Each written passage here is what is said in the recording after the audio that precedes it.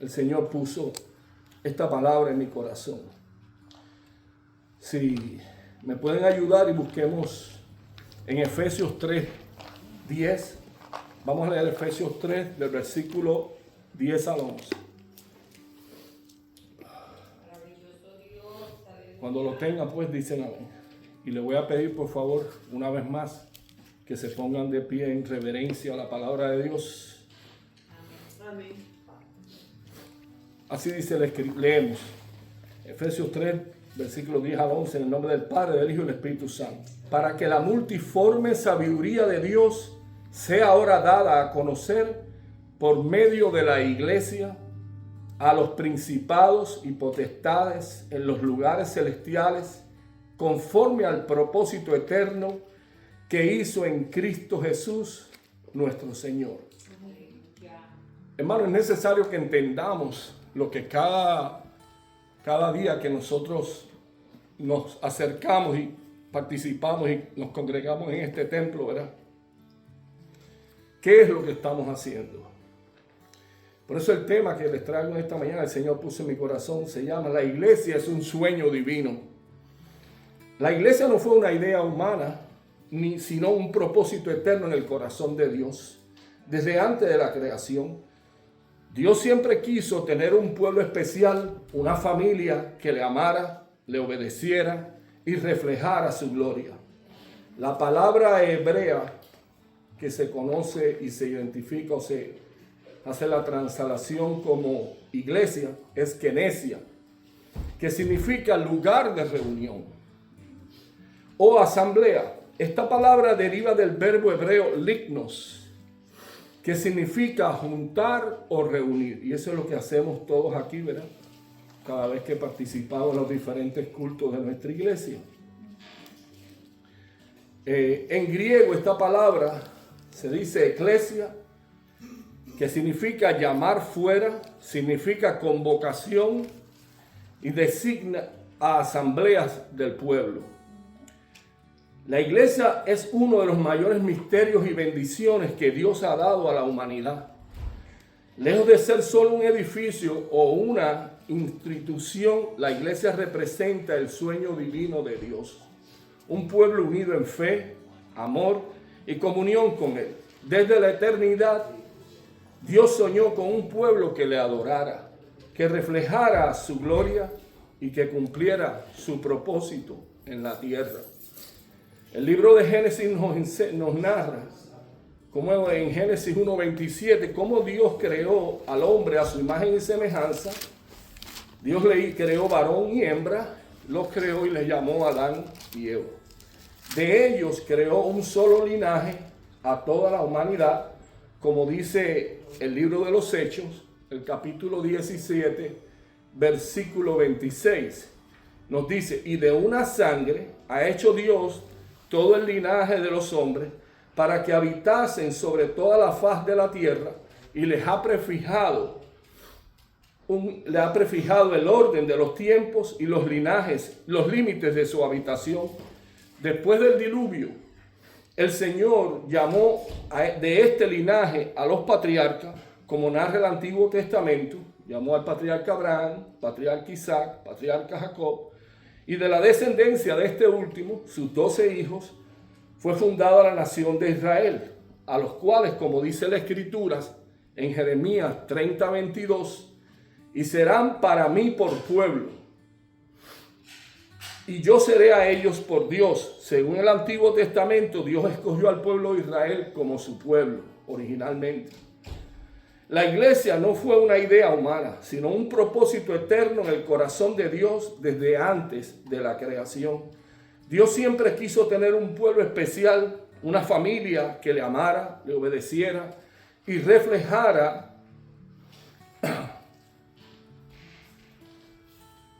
su gloria. La Escritura en Éxodo 12, 40 al 42 nos narra cómo después de 400 años de esclavitud en Egipto, Dios sacó con mano dura, enviando 12 plagas, haciendo muchos milagros y portentos, y luego le guió a este pueblo por el desierto por 40 años. Por el día les guiaba con una columna de nube, ¿verdad? como nos narra en Éxodo 12, 40 al 42. No, perdón, Deuteronomio 8, versículos 2 al 16, nos narra cómo Dios guiaba a ese pueblo por el desierto de noche, con una columna de humo y por el día, por la noche una columna de fuego y por el día con una columna de humo. Alimentándoles diariamente, les daba de comer del maná, y esto nos lo dice Éxodo 16, 4.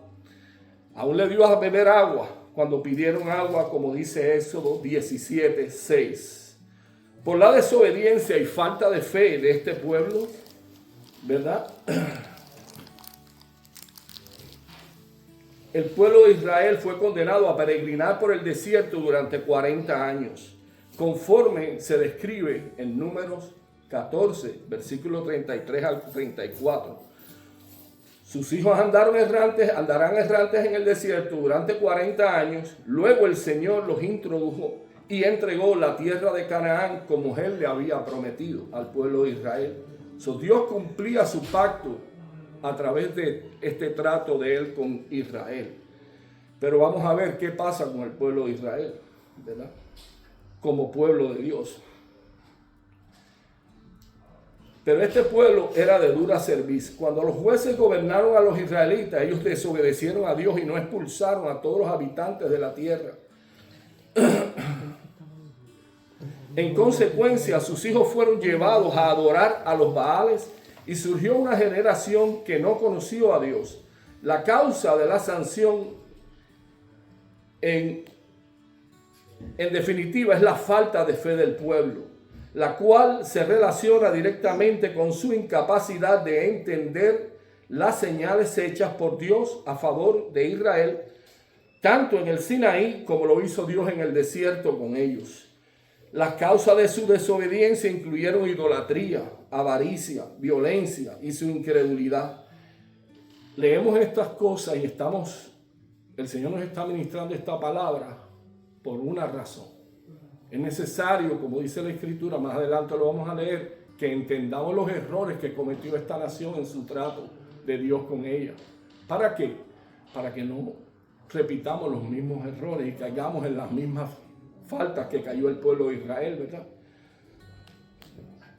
La idolatría y su flagrante rebelión agotaron la paciencia de Dios, quien descargó sobre ellos el peso total de esas maldiciones y se desentendió de ellos. En Oseas 4, 6, la voz de Dios y la palabra de Dios dice: mi pueblo fue destruido porque le faltó conocimiento. Por cuanto desechaste el conocimiento, yo te echaré del sacerdocio, y porque olvidaste la ley de tu Dios, también yo me olvidaré de tus hijos.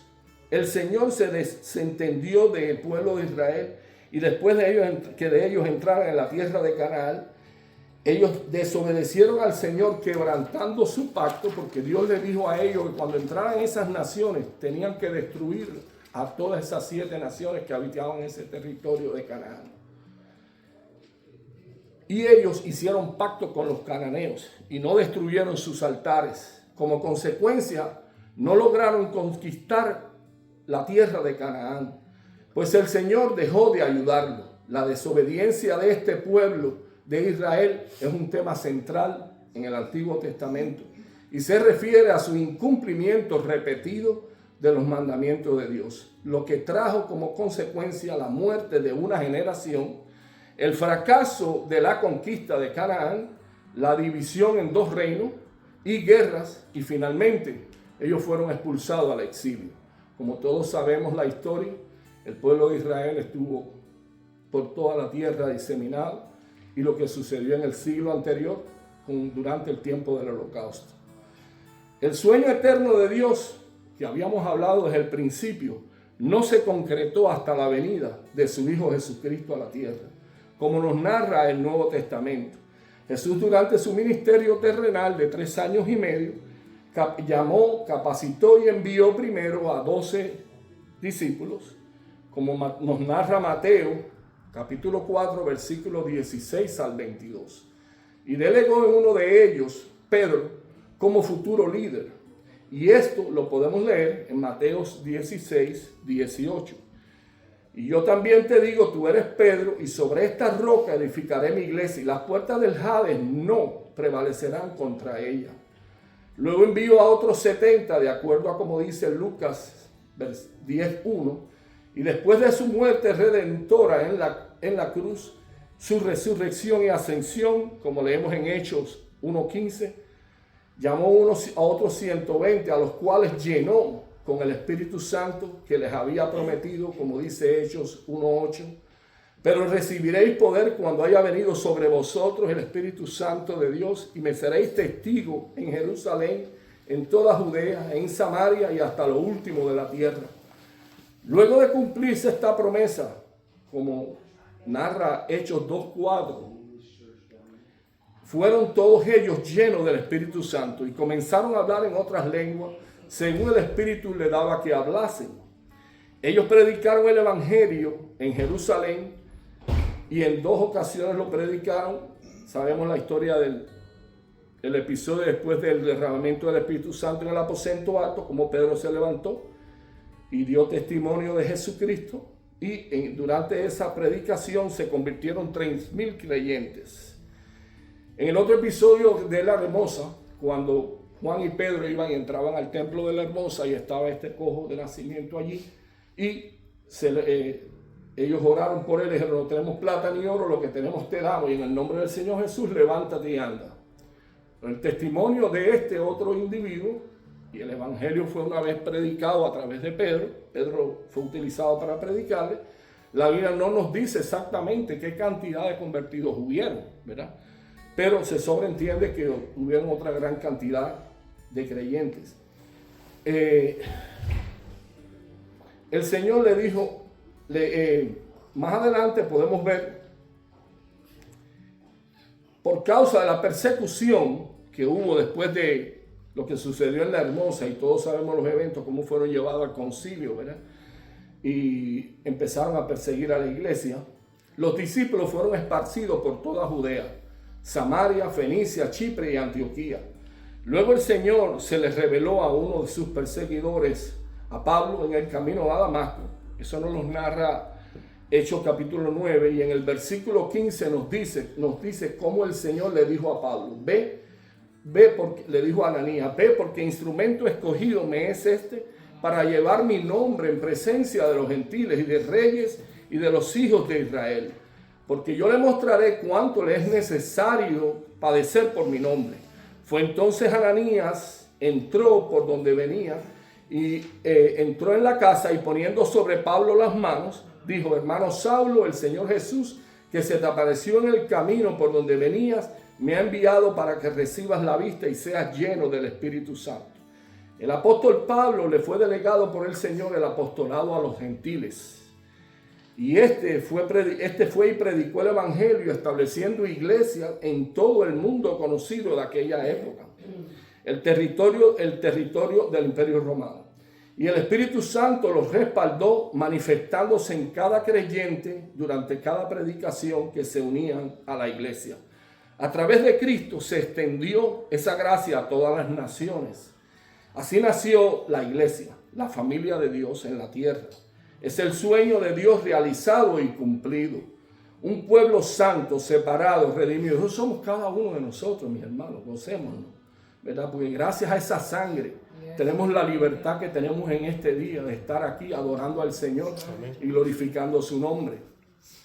Habitó y Cristo, y guiado por, realizado un pueblo santo, separado, redimido, guiado por Cristo y habitado por su Espíritu, destinado a cumplir su voluntad, a glorificarle y extender su amor por toda la humanidad. Así como dice en Corintios capítulo 5, el versículo 20 nos dice: nosotros, cada uno de nosotros, somos embajadores en nombre de Cristo. Como si Dios rogase por medio de nosotros, os rogamos en nombre de Cristo, reconciliaos con Dios. En Efesios 3:11, una vez más, volvemos a leer como lo hicimos al principio. Según el propósito eterno que hizo en Cristo Jesús nuestro Señor. Este versículo nos recuerda que la iglesia no es un fruto de la casualidad. sino el plan eterno de Dios realizado. En Primera de Pedro, capítulo 1, el versículo 12 dice: a esto se les reveló que no para sí mismo, sino para nosotros, administraban las cosas que ahora os son anunciadas, por los que han predicado el Evangelio por el Espíritu Santo enviado del cielo, cosas que anhelan mirar los ángeles. Es decir, los ángeles anhelaban y deseaban tener la bendición que cada uno de nosotros tenemos en este momento. Y es que Dios nos ha escogido a nosotros para predicar este Evangelio, ¿verdad? Es necesario que no tomemos eso en poco, entendamos la responsabilidad que tenemos delante de Dios y que Dios cuente con cada uno de nosotros para que ese Evangelio sea extendido y expandido, ¿verdad? Es decir, la administración de este Evangelio nos fue confiada a nosotros los creyentes en Cristo. Jesús es la piedra fundamental de la iglesia. Él prometió: edificaré mi iglesia y las puertas del Hades no prevalecerán en contra de ella. Mateo 16, 18 nos dice: sin Cristo el sueño de Dios no podría realizarse. Con Cristo la iglesia se convierte en un refugio seguro, en un instrumento de transformación, en la manifestación del amor divino en el mundo. La iglesia es un templo vivo de Dios donde su presencia se manifiesta, donde cada corazón puede ser transformado. Como dice en 1 Corintios capítulo 3, 16, ¿no sabéis que sois templo de Dios y que el Espíritu de Dios mora en vosotros? Cada acción de amor, cada vida restaurada, cada servicio realizado dentro de la iglesia es parte de este sueño divino que Dios ha diseñado desde la eternidad. Ser parte de la iglesia de Cristo implica también en participar en su misión de anunciar el Evangelio y hacer discípulos y reflejar el amor de Dios a toda criatura, y en toda la tierra. Jesús nos ordenó en Marcos 16, 15, ir por todo el mundo y predicar el Evangelio a toda criatura. Cuando cada creyente cumple esta misión, contribuye con el sueño divino de Dios que se expanda y toque la vida de más personas. La Biblia presenta a la iglesia como el cuerpo de Cristo. En 1 Corintios 12, 27 dice: vosotros pues sois el cuerpo de Cristo y miembro uno, cada uno en particular. Esto significa que todos los creyentes formamos parte de un solo cuerpo espiritual, donde Cristo es la cabeza y cada miembro es la cabeza, y el Espíritu Santo habita en cada creyente en la comunidad de fe, guiándonos, fortaleciéndonos, santificándonos a la iglesia. Y cada miembro tiene una función en especial, porque Dios nos ha dado a cada uno de nosotros diferentes dones, ¿verdad? Y también nos dice la palabra de Dios que la iglesia es el pueblo de Dios. Primera de Pedro capítulo 2, versículo 9 nos afirma: mas vosotros sois linaje escogido, real sacerdocio, nación santa, pueblo adquirido por Dios. Esto quiere decir que los creyentes somos escogidos por Dios para servirle y proclamar su grandeza. Somos la esposa de Cristo, como enseña Efesios 5, 25. Cristo amó a la iglesia y se entregó a sí mismo por ella. Este pasaje nos muestra el gran y profundo amor sacrificial que Cristo tiene por su pueblo. La iglesia debe de responder a ese amor siendo fiel, obediente y pura. En conclusión, la iglesia, según la Biblia, no es un edificio, sino una comunidad de creyentes unidos por la fe en Jesucristo. Cuando nos reunimos en cualquier edificio como entidad viva, debemos cumplir estos 5 propósitos: la adoración, la comunión entre los hermanos, el discipulado, que sigamos ayudando a nuestros hermanos a crecer en conocimiento de Cristo, a servir a las personas, a compartir el mensaje del Evangelio con otros a través del evangelismo. Desde el principio la iglesia nació con una misión divina: continuar la obra de Cristo en la tierra. Jesús no fundó la iglesia para que fuera un lugar de reuniones vacías o tradicionales muertas, sino una comunidad viva. Una comunidad viva llena del Espíritu Santo, encargada de llevar su mensaje a todos los rincones del mundo. Cuando Jesús dio la gran comisión, eso no fue una sugerencia, ni una opción. Él fue fundamentado para todo creyente y para toda congregación. Él dio una orden. Él dijo, id y hacer discípulos. O sea, no es opcional. Es nuestra responsabilidad delante de Dios que vayamos y hagamos discípulos, ¿verdad? Eso tenemos que cumplirlo como iglesia para ser obedientes, ¿verdad? Hoy, más que nunca, la iglesia debe volver a ese propósito central, formar discípulos que reflejen el carácter de Cristo y que transformen al mundo. Amados hermanos, las últimas predicaciones de nuestro pastor, los martes y los domingos, él ha exhortado a todo el pueblo a levantarse a trabajar y a trabajar para el Señor, predicando el evangelio, sean en nuestros trabajos, en nuestros centros de trabajo, sea en nuestros barrios con nuestros vecinos, nuestros familiares y amigos, o en este ministerio de nuestra iglesia, que salimos a las calles regularmente todos los sábados. Cuando nosotros como creyentes dejamos de oír la voz de Dios, la exhortación de nuestros pastores, de cumplir con los propósitos del Señor, que el Señor nos ha encomendado, desobedecemos al Espíritu Santo de Dios. Corremos el riesgo de contristarlo o descuidarnos y hasta aún podemos perder nuestra salvación. En Isaías 59:2 la Escritura nos dice, pero vuestras iniquidades han hecho división entre vosotros y vuestro Dios, y vuestros pecados han hecho ocultar de vosotros su rostro para no oír. La Biblia nos enseña en Romanos 15:4, porque las cosas que se escribieron antes, todo eso que hemos compartido y hemos leído, cómo Dios trajo al pueblo de Israel, cómo Dios trató con ese pueblo, cómo Dios buscó pacientemente orar con ese pueblo, y cómo ese pueblo por su dura cerviz se apartó de él, rompió el pacto, y todos sabemos las consecuencias que han pagado por estos 2 siglos, se puede decir aproximadamente. Hermanos, no juguemos con el Señor, no juguemos con el Espíritu Santo de Dios. La Biblia nos enseña, como dicen en Romanos 15:4, porque las cosas que se escribieron antes para nuestra enseñanza se escribieron, a fin de que por la paciencia y por la consolación de las Escrituras tengamos esperanza. Aprendamos de los errores del pueblo de Israel y no cometamos los mismos errores, y obedezcamos al llamado de Dios.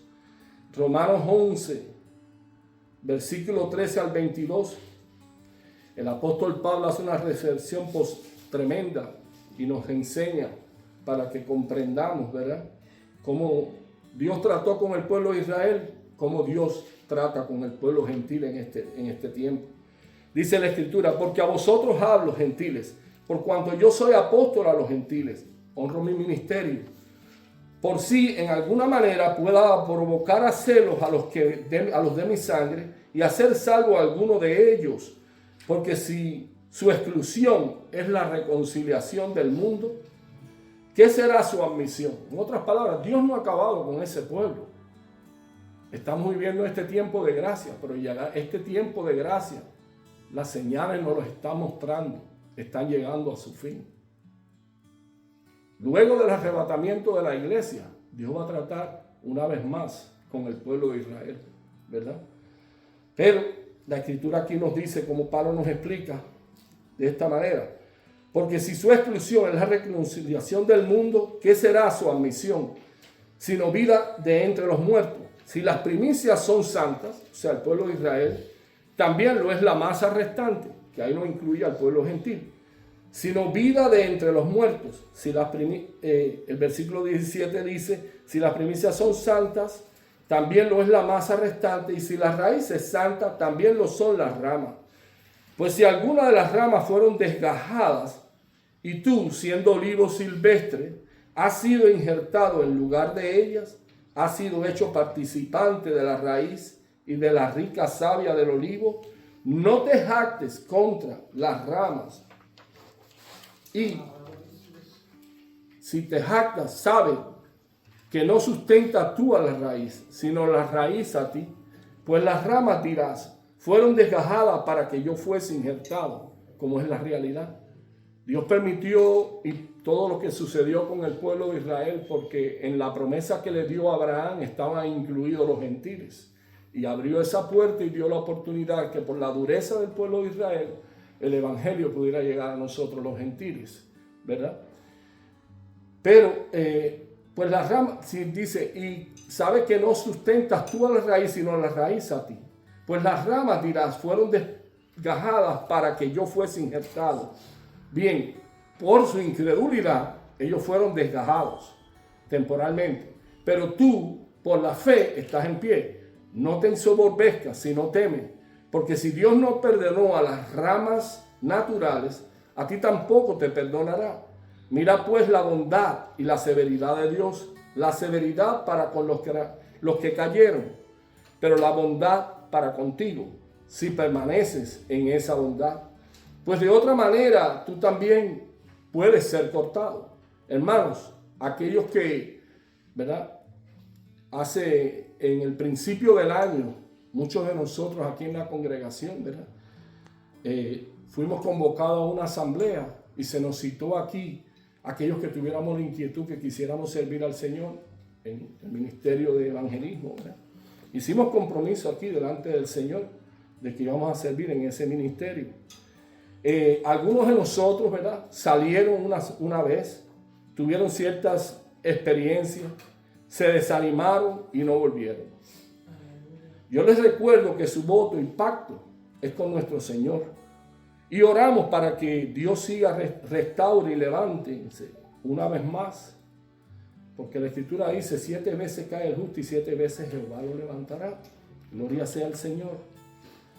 Amado, si alguno de ustedes siente, ¿verdad?, convicción, se siente que le ha fallado en este sentido, en esto que hemos ministrado al Señor, el Señor es, como dice la Escritura, si alguno ha pecado, abogado tenemos para con el Padre, a Jesucristo el justo, el cual es la justificación por vuestros pecados. La Escritura nos enseña que si nosotros confesamos nuestros pecados, Dios los echa al fondo del mar y no se acuerda más de ellos. Dice la Escritura que venid y estemos a cuenta, que aunque nuestros pecados fueran tan rojos como la grama, serían emblanquecidos como blanca lana. Estamos a tiempo, tenemos el tiempo, hermano. Si alguno siente en este momento que le ha fallado al Señor en este llamado de servir, en este llamado de predicar el Evangelio, o ha fallado y quiere en esta hora reconciliarse, hacer pacto con el Señor, o siente en su corazón el llamado de servirle al Señor, pues yo le invito que pase aquí y estamos dispuestos a orar por ustedes, ¿verdad? Y en esta hora decimos como dijo Habacuc 3:2, Señor, aviva tu obra en medio de los tiempos. En medio de los tiempos, darla a conocer. Una vez más le pido, hermanos, si nadie necesita la oración, que adoremos al Señor una vez más. Gloria a Jesús. Pongámonos en pie y vamos a adorar al Señor. Bendito sea tu nombre. Amado Señor y Salvador, gracias por esta palabra, Señor, que tú has traído a tu pueblo en esta mañana. Nosotros sabemos que tu palabra no vuelve atrás vacía, Señor, sino que cumple el propósito para lo cual ha sido enviada. Nosotros confiamos, Señor, que en tu tiempo esa palabra ha de llevar fruto. Padre, en esta mañana te rogamos que tú continúes, Señor, que tú continúes, Señor, que tú continúes en control de este ministerio para ti, esta administración, y que tú, Señor, te muevas, Padre, te muevas una vez más, hermano. Yo sé que fue la sangre, yo sé que fue la sangre la que me redimió a mí. Yo sé que fue la sangre, Yo sé que fue la sangre por ella redimido.